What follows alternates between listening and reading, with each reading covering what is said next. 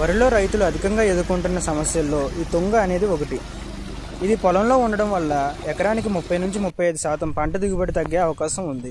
కాబట్టి దీన్ని ముందుగానే గుర్తించి నివారించడం చాలా అవసరం. ఇది 2 ఆకుల దశలో ఉన్నప్పుడు రసాయనిక మందులు వాడి నివారించవచ్చు. వాటిల్లో బిస్బైర్బాక్ సోడియం. ఇది మార్కెట్లో నామినీ గోల్డ్ ఇంకా గ్రీన్ లేబుల్ అనే పేర్లతో అవైలబుల్గా ఉంది. ఎకరానికి 80 నుంచి 100 ml సరిపోతుంది. ఇప్పుడు దీన్ని ఎలా వాడాలని చూస్తే, దీన్ని 16 లీటర్ల పంపుకి 10 నుంచి 12 ml కలుపుకోవాలి. అలా 8 పంపులు స్ప్రే చేసుకోవాలి.